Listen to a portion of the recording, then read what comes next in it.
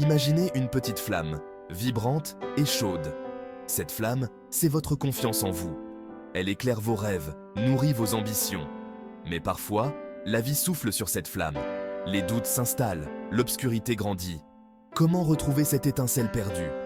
Comment raviver la flamme de la confiance en soi? C'est un voyage que nous allons entreprendre ensemble. Restez avec moi et vous découvrirez des clés précieuses pour illuminer votre propre chemin. Ensemble, découvrons comment renaître de ces cendres, plus fort et plus brillant que jamais. Sophie, une jeune femme pleine de potentiel, se sentait prise au piège. Sa flamme intérieure, autrefois si vive, n'était plus qu'une lueur vacillante. Un échec professionnel avait brisé sa confiance, laissant place au doute et à la peur. Mon rêve? Retrouver la force de croire en moi, de poursuivre mes aspirations sans être freiné par la peur de l'échec. Le chemin semblait long et périlleux. Le manque de soutien de son entourage et le poids des erreurs passées formaient des obstacles imposants sur sa route. Comment Sophie allait-elle surmonter ces épreuves et retrouver la lumière? Sophie décida de reprendre les rênes de sa vie. Elle commença par tenir un journal, un espace où elle pouvait exprimer ses peurs et ses aspirations sans jugement. Chaque jour, elle notait une petite victoire, aussi infime soit-elle. Ces petites victoires, comme réussir une nouvelle recette ou tenir une conversation avec un inconnu, agissaient comme des étincelles. Petit à petit, elle nourrissait de la flamme vacillante de sa confiance.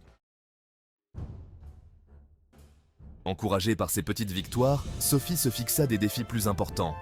Elle s'inscrivit à un cours de théâtre pour affronter sa peur de parler en public. Le trac était bien présent, mais à chaque exercice, elle sentait une nouvelle force l'envahir. Je vais demander une promotion au travail. Le souvenir de mon échec passé me hante, mais je suis déterminé à ne pas le laisser me définir. Elle prépara soigneusement son discours, s'entraînant devant le miroir, chaque jour un peu plus confiante. 5e étape, la voix intérieure, un guide précieux. Le jour de la présentation, la peur tenta de me submerger. Mais j'avais appris à apprivoiser ma voix intérieure. Je remplaçais les pensées négatives par des affirmations positives. Je suis capable, je mérite cette chance. Sa présentation fut un succès. Non seulement elle avait impressionné ses collègues, mais elle avait surtout prouvé à elle-même qu'elle était capable de surmonter ses peurs et d'atteindre ses objectifs. 6e étape, affronter les fantômes du passé. Le chemin de la confiance en soi est rarement linéaire. Il y eut des jours où les doutes ressurgissaient, où les ombres du passé tentèrent de me freiner. Mais j'avais appris à les reconnaître et à ne plus les laisser me contrôler. Elle avait compris que les erreurs et les échecs n'étaient pas des fins en soi, mais des opportunités d'apprentissage. Chaque obstacle surmonté la rendait plus forte, plus résiliente.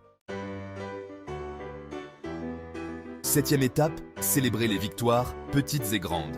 J'ai pris l'habitude de célébrer chaque victoire, aussi petite soit-elle. Un café avec une amie après une présentation réussie. Une randonnée en montagne pour célébrer une semaine productive. Ces moments de joie et de gratitude nourrissaient sa confiance et la poussaient à aller de l'avant. Elle avait compris que la confiance en soi s'entretient et se cultive jour après jour à travers des petits gestes et des grandes victoires. 8e étape, l'épanouissement, quand la confiance s'éveille. Petit à petit, Sophie s'est épanouie. La jeune femme timide et craintive avait laissé place à une femme forte, confiante et déterminée. La flamme intérieure qui vacillait autrefois brillait maintenant d'un éclat radieux, illuminant son visage et son chemin. Elle avait non seulement retrouvé confiance en elle, mais elle avait découvert une force intérieure insoupçonnée, une résilience à toute épreuve. 9e étape, le partage. Transmettre la flamme intérieure. Sophie réalisa que son expérience pouvait inspirer d'autres personnes. Elle commença à partager son histoire, ses difficultés et ses victoires, avec ceux qui, comme elle, cherchaient à raviver leur flamme intérieure. Elle organisa des ateliers, participa à des conférences et transmit avec générosité les leçons qu'elle avait apprises sur le chemin de la confiance en soi. 10e étape. Votre moment de briller. Astuces pour cultiver votre confiance. Le parcours de Sophie vous inspire-t-il? Vous aussi, vous pouvez cultiver votre confiance. Commencez par identifier vos forces et vos réussites. Fixez-vous des objectifs réalistes et célébrez chaque étape franchie. N'ayez pas peur de sortir de votre zone de confort et d'affronter vos peurs. Le plus important, soyez bienveillant envers vous-même. Le chemin de la confiance est un marathon, pas un sprint. Accordez-vous le droit à l'erreur, apprenez de vos expériences et surtout, n'abandonnez jamais. 11e étape, rejoignez le mouvement de confiance. L'histoire de Sophie est une source d'inspiration pour nous tous. Elle nous rappelle que la confiance en soi n'est pas un don inné, mais une flamme que nous pouvons tous raviver. Alors, êtes-vous prêt à allumer votre propre feu intérieur ? Pour aller plus loin et découvrir des outils concrets pour booster votre confiance, je vous invite à regarder ma vidéo « Les 5 piliers d'une confiance inébranlable ».